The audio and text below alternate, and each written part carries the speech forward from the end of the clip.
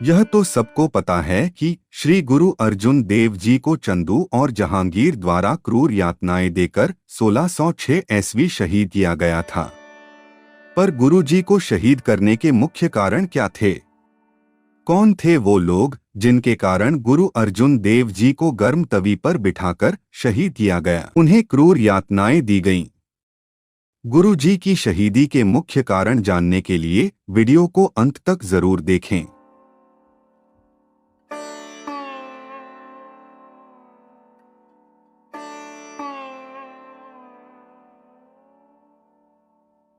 गुरु अर्जुन देव जी सिखों के 5वें गुरु थे, जो कि चौथे गुरु श्री गुरु रामदास जी के छोटे पुत्र थे। गुरु अर्जन देव जी में उपस्थित ढेर सारे गुणों को देखते हुए ही आप जी को सिखों का 5वां गुरु बनाया गया। गुरु अर्जुन देव जी के बड़े भाई पृथ्वीचंद्र को इस बात का बहुत दुख पहुंचा, क्योंकि वे अपने आप को गुरु गद्दी के योग्य समझते थे। छोटे भाई को गुरु गद्दी पर बैठा देख वे मन ही मन गुरुजी से ईर्ष्या करने लगा। पृथ्वीचंद की ईर्ष्या इस कदर बढ़ गई कि उसने कट्टरवादी मुगलों के साथ हाथ मिला लिया और गुरुजी के विरुद्ध मुगलों के साथ साजिशें करने लगा। गुरुजी की शहीदी का ये सबसे बड़ा कारण था। पृथ्वीचंद ने तो आग में घी डालने का काम किया। उस समय देश का राजा जहांगीर था। वह एक कट्टरवादी मुसलमान था। गुरुजी की हिंदुओं और मुसलमानों में बढ़ती लोकप्रियता किसी तरह खत्म करने की कोशिश में था। पृथ्वीचंद का ऐसे समय में जहांगीर के साथ हाथ मिलाना उसके लिए एक बढ़िया मौका था। गुरुजी की शहादत का दूसरा बड़ा कारण था चंदू। चंदू शाह जहांगीर का दीवान था, फिर बहुत रईस था। उसे अपनी रईसी पर बहुत घमंड था। कहा जाता है कि उसकी लड़की के लिए उसे कोई योग्य वर नहीं मिल रहा था, तो उससे कुछ पंडितों को योग्य वर ढूंढने के लिए भेजा। पंडित पता करते कराते आखिर एक दिन अमृतसर जा पहुंचे। गुरु अर्जुन देव जी की लोकप्रियता सुनकर वे उनके दरबार में पहुंचे। गुरु जी के इकलौते पुत्र श्री हरगोबिंद साहिब जी का सुंदर रूप देखकर वे दंग रह गए। उन्होंने उसी समय गुरु जी के साथ मिलकर चंदू की लड़की का श्री हरगोबिंद साहिब जी के साथ रिश्ता पक्का कर दिया। जब यह सारी बात पंडितों ने चंदू को वापस जाकर बताई तो उसने अहंकार में आकर कहा, आपने यह काम अच्छा नहीं किया। वे गुरुघर हमारे रुतबे से कहीं नीचा हैं, हमसे कहीं भी वे मेल नहीं खाता। तुम तो चौबारे की ईंट मोरी के साथ लगा आए हो। उस समय पंडितों के साथ कुछ सिख भी थे। जब उन्होंने चंदू के मुख से अपने गुरुजी के लिए अपमानजनक शब्द सुने तो वे बहुत क्रोधित हुए।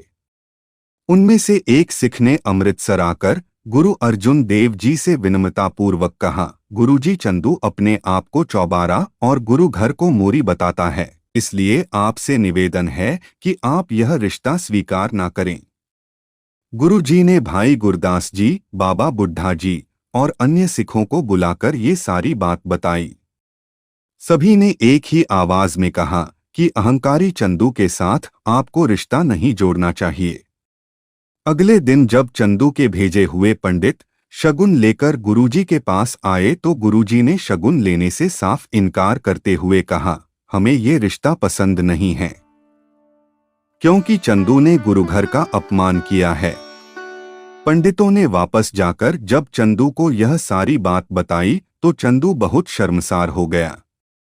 उसने 1 लाख रुपए गुरुजी को भेजे, परंतु गुरुजी पैसे लेने से इनकार करते हुए कहा कि अगर वह सारी दुनिया की दौलत भी देनी चाहे तब भी ये रिश्ता मंजूर नहीं करेंगे। चंदू को जब यह अनुभव हुआ कि अब उसकी लड़की सारी उम्र कुंवारी रहेगी तो वह गुरुजी के खिलाफ हो गया। गुस्से में आकर कहने लगा, मैं इस बात का बदला लेकर रहूंगा। उसके बाद उसने लगातार जहांगीर को गुरुजी के विरुद्ध भड़काना शुरू कर दिया। गुरु अर्जुन देव जी के खिलाफ हो चुके उनके भाई पृथ्वीचंद ने चंदू शाह से मिलकर अपने दुखड़े सुनाए और कहा, मुझे गुरु गद्दी का खोया हुआ अधिकार वापस दिलाएं। चंदू तो पहले से ही गुरुजी का वैरी बन चुका था। उसने अपने एक आदमी सुले खान को फौज समेत अमृतसर भेजते हुए कहा कि वहां जाकर गुरु अर्जुन देव जी को किसी भी तरीके गुरु गद्दी से हटाकर उसके बड़े भाई पृथ्वी चंद को गद्दी पर बैठा दें। जब गुरुजी के सिखों को सुले खान के आने की भनक मिली तो उन्होंने गुरुजी से विनती की कि आप बादशाह अकबर को इस बात की खबर भेजें।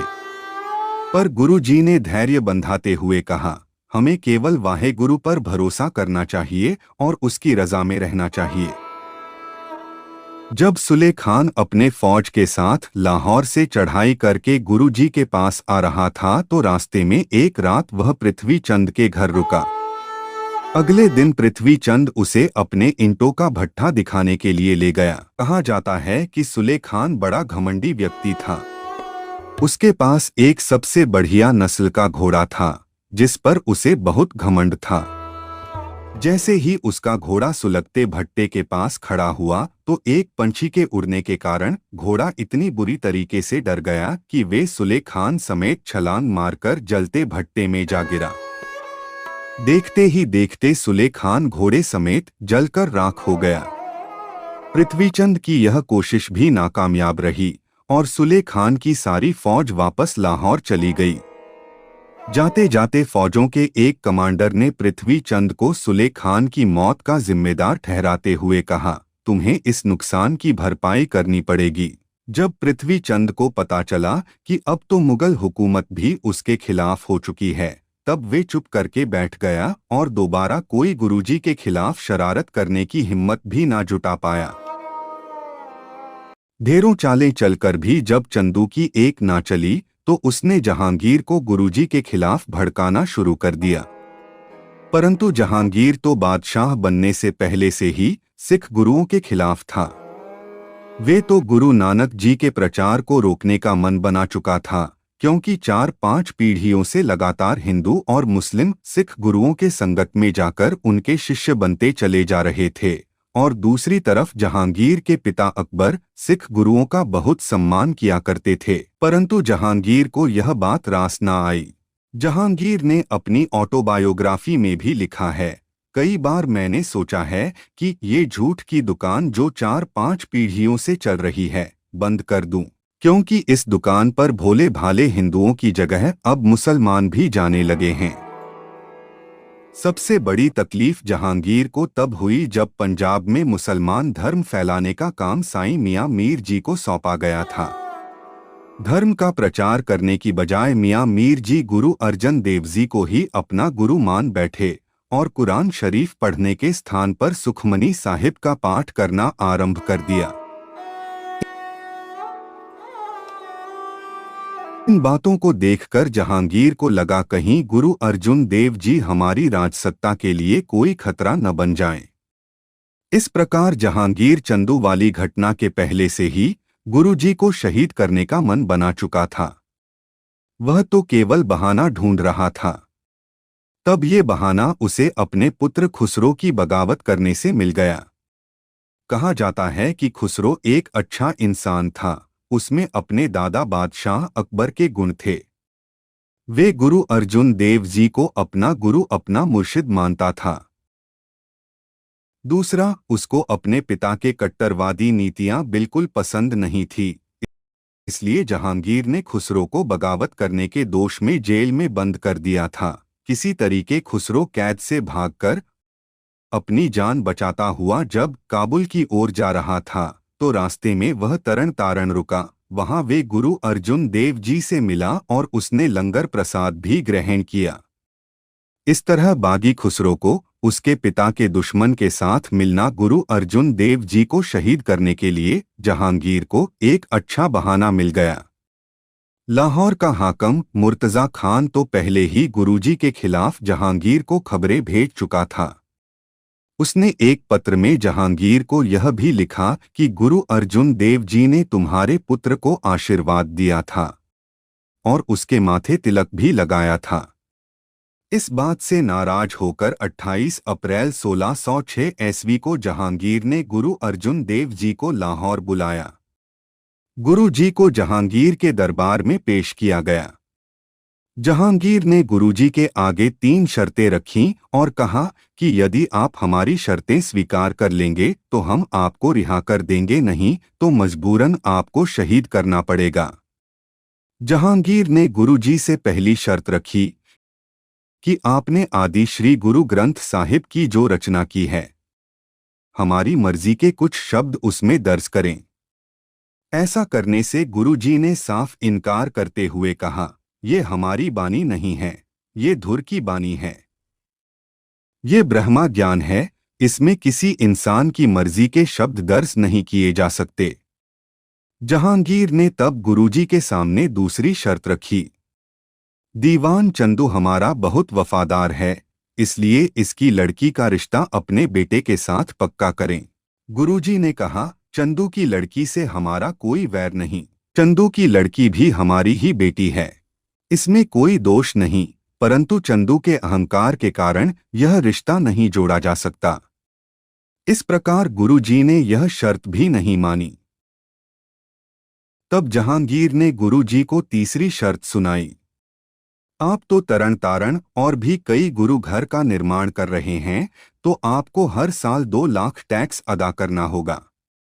तब गुरुजी ने जवाब दिया कि गुरु घर के धन पर केवल संगत का अधिकार होता है, यह धन केवल लंगर के काम में आ सकता है, गरीबों की जरूरतें पूरी की जा सकती है, परंतु इस दसवंध की रकम से टैक्स अदा नहीं किया जा सकता। जब गुरुजी ने जहांगीर की कोई शर्त न स्वीकार की तो गुरुजी को जहांगीर ने कहा, आपने मेरे बागी पुत्र खुसरो को अपने घर में शरण देकर बहुत गलत काम किया है। उसी पल गुरुजी को जहांगीर ने शहीद करने का हुक्म सुना दिया और गुरुजी को चंदू के हवाले कर दिया गया। 5 दिनों तक गुरुजी चंदू द्वारा क्रूर यातनाएं पाकर आखिर 30 मई 1606 ईस्वी को ज्योति ज्योत समा गए।